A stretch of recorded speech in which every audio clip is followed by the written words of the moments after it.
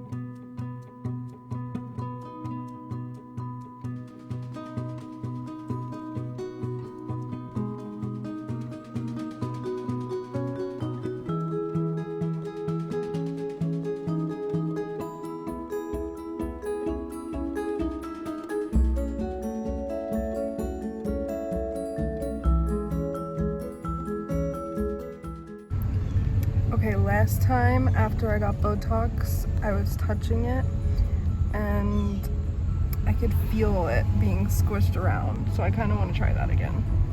And I don't think you can hear it, but yup, I can hear it. I literally hear the Botox inside my skin, my muscles being squished around.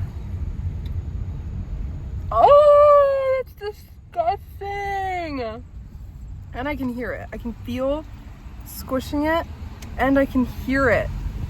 Like, I'll try to think of what it sounds like, but it's just like the tiniest little liquid like squishing. I'll try to think of something to compare it to. I think this is a good comparison. It kind of sounds like when you wring out a sponge. Like, okay, you wrung out the sponge and now there's like a little bit of liquid left, and then you wring it out again and it's like very little, but you can still hear some liquid being wrung out.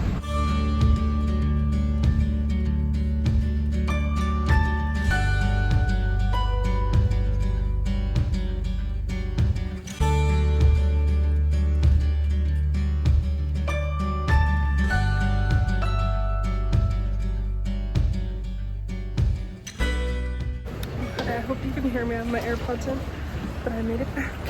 And yeah, so I'm getting picked up now.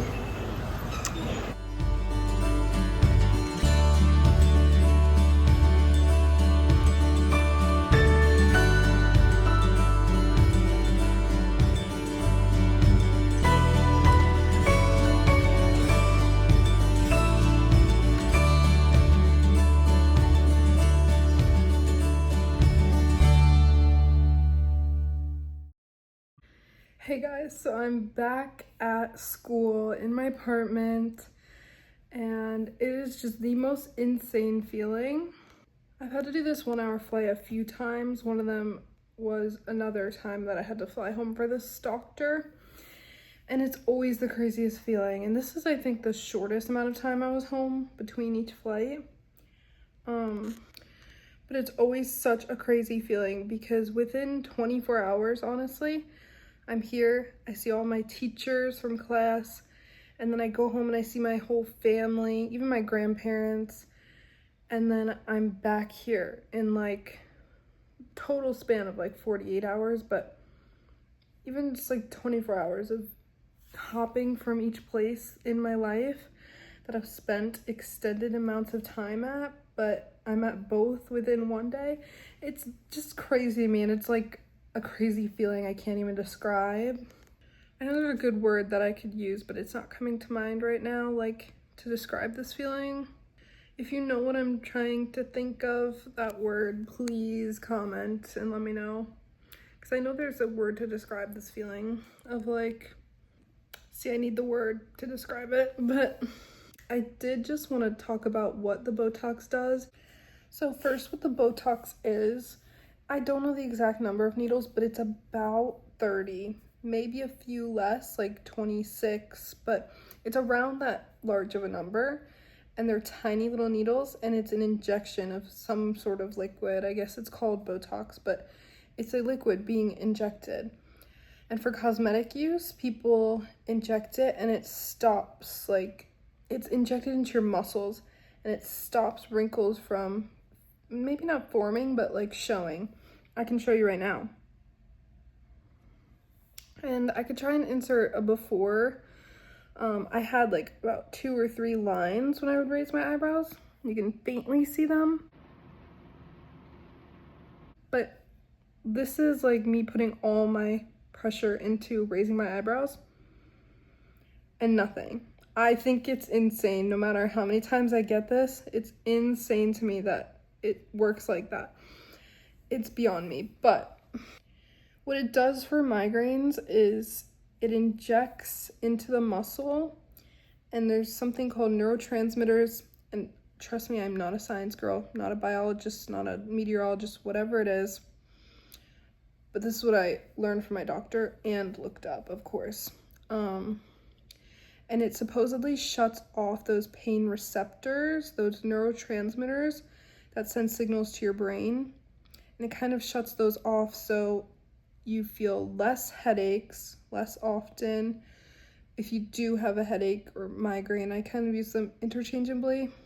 If you do have one, it's less severe or lasts less time, so they don't last as long. Because for me, I could have a migraine headache for about 2-3 days in a row with no breaks and just constant pain. But now after Botox, it could be maybe 2 days, 1 day. So there's obvious decrease for me, and I'll talk about my experience after, but just overall what the Botox does. So it's injected not only in your forehead, it's maybe about 8 in your forehead, and then there's a lot in the scalp, the head area. I get, like, it's symmetry, like whatever's on this side I get on this side, so I'll just show you on one side. I think the worst one is here, because you can feel when it's being injected everywhere, but over here you can especially hear it. Maybe because it's closer to your ear, don't ask me, but for me at least, my experience, I can literally feel and hear the injection going in, the liquid going in. Sorry to gross you out, but if I have to go through this, we're going through this together. It is a needle, 40, 30 needles, so it's obviously uncomfortable and painful for me. And it also is not just like a quick little shot. It's in for about 2-3 seconds, which is a long time to have a needle in. Okay, I get allergy shots twice a week. I'm, like everyone in my life is saying, I'm literally a pincushion. I'm being poked all the time, but I get allergy shots twice a week, and so simple. It does not hurt at all. I get 2 in one arm, 1 in the other. That's a whole other thing, but those, like, I'm excited for because it's helping with my allergies, and I don't even feel it. But anyways, these I definitely feel. So it's in around here, up here maybe, and then the back of the head, and then a bunch in the neck, and like, are they your traps, I guess? And like the back of your shoulders, kind of on this like flat back area. And there's a few back there. Those ones don't hurt as bad as the head, honestly. They're not comfortable, but they're manageable, especially when I relax my shoulders. If I'm like this, she won't even let me do it if I'm like this. But when I put my shoulders down, I take a breath, really not too bad. It's just it makes me very anxious and stuff. So that's like where they are. The majority are like this general area here, of course. So that's like the majority of where they go. I think having it all around is what obviously plays into how it works. Like when you get a migraine, it's different for everyone. So I can speak for myself. My pain is primarily here, just all across my forehead, but like inside obviously, but also in the back of my neck and like this back area where they do inject. So I rarely get it in the back of my head, and I know other people do, but luckily I don't usually. But every time my pain is here. They don't like cater the shots to each patient on where they go. I think it's a standard for everyone that they will go in these places. So luckily they give the shots in areas that I do feel the pain. And so once I get these shots, I'm good for about, I can't hold the camera with that hand. It's shaking. I don't know why. But once I get these shots, I'm good for about 3 months. And then I'll go back and get it again. So it's 4 times a year, every 3 months for the rest of my life.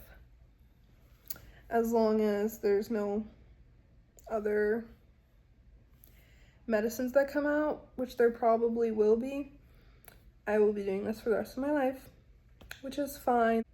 Like, it's literally just the appointment that it really hurts. I'm good now, like, maybe a little sore, but honestly fine.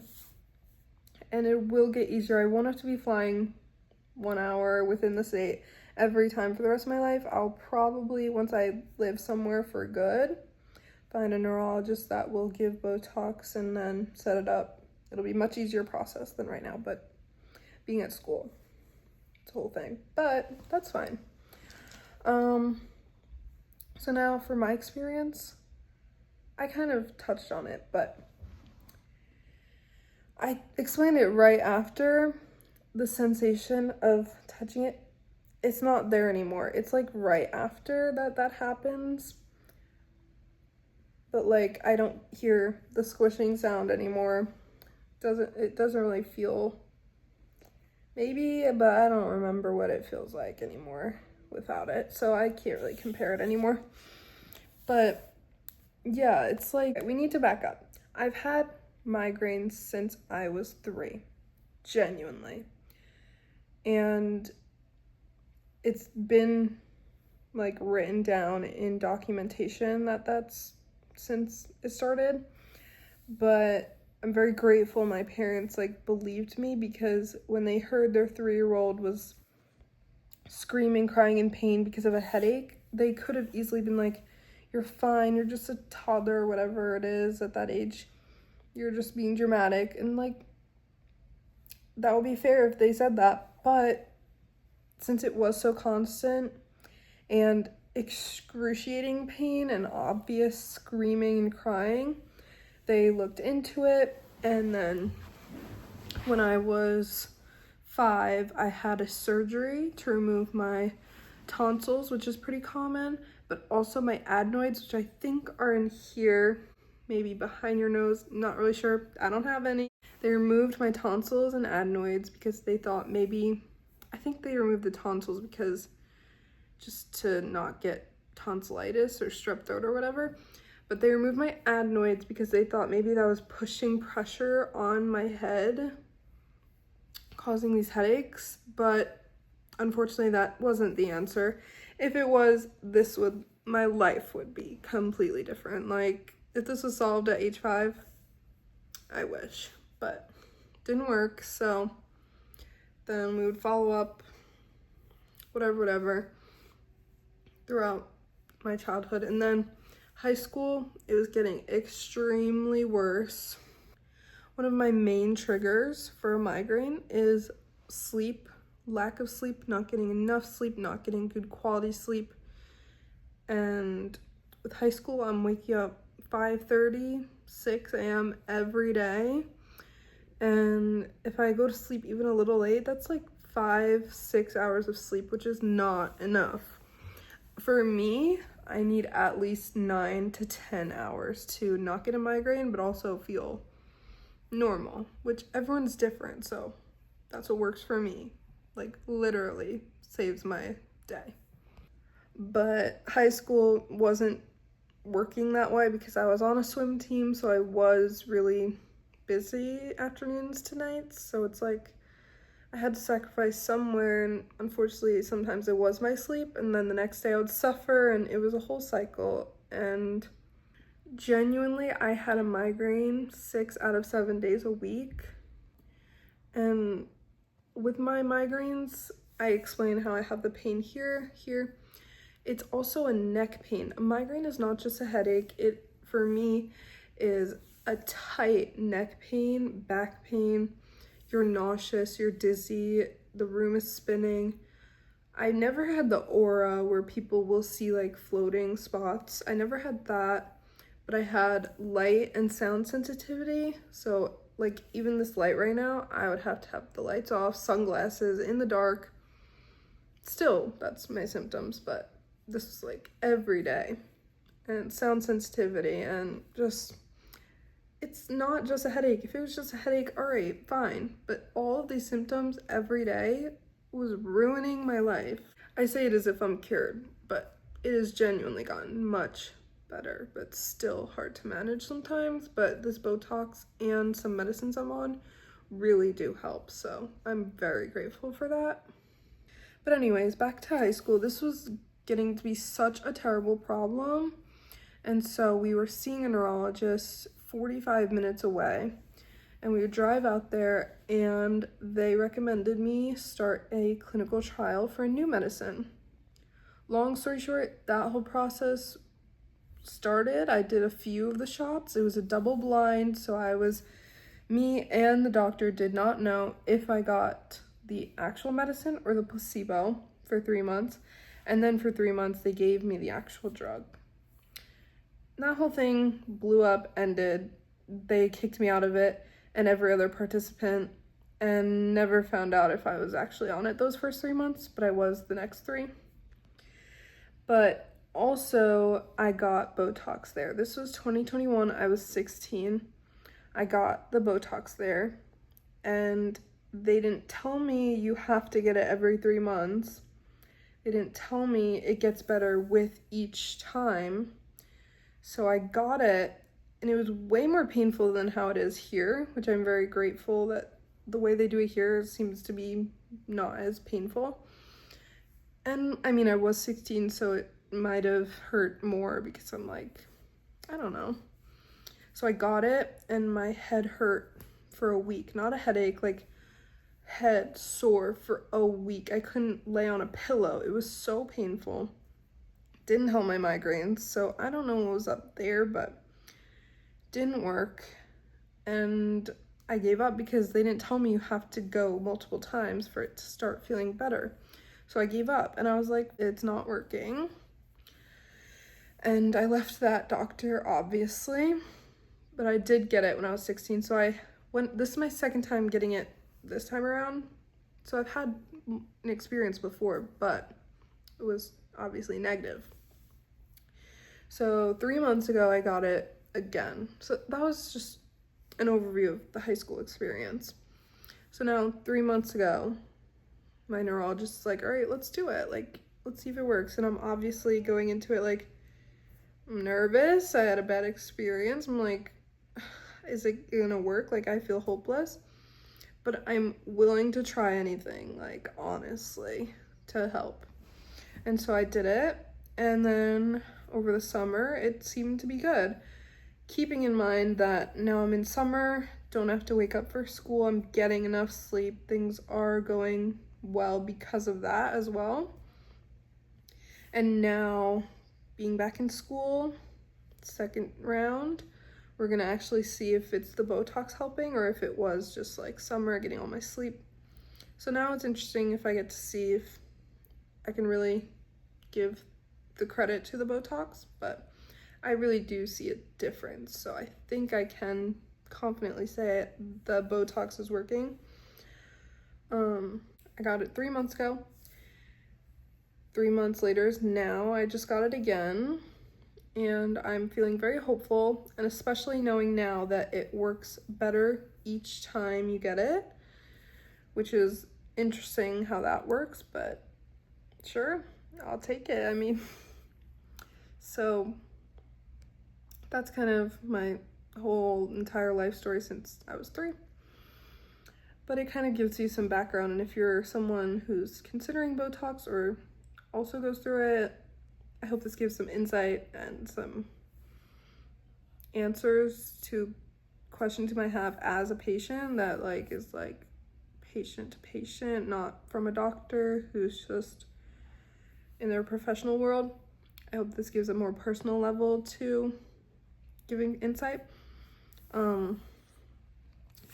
But it is crazy to me still. I will never get over how it works cosmetically and for the health reasons, but like what? Like you inject something and no more wrinkles? And it's not a lie. Like I know people are always selling things on TV like this will get rid of your wrinkles, this will get rid of your... It works, like this works. So I mean, if you are looking into it cosmetically as well, hope this video helps you, but yeah. And like, if you're getting it cosmetically, you won't be getting it here, I don't think. And so I can speak for these. These ones do hurt a little because it's being shot in so long. If it was just like a fine, whatever, but it's like and it's like, all right, I'm good, back up, I'm good. But you just have to sit there, take it. So yeah, so that's like kind of my experience and what it's like for me. And I just wanted to give you that insight and also that kind of background on Botox, because I know the title of this video is crazy, but it genuinely is for a health reason. Like, can't make this up. Like, yeah, so thank you so much for listening to that entire health lesson and biology, meteorology lesson. I hope it was insightful, interesting, even if you have nothing to do with this, migraines, Botox, whatever. I hope it was at least interesting. So thank you so much, and I'm back, and I'll probably try to edit this super quick. Thank you so much for watching. Bye.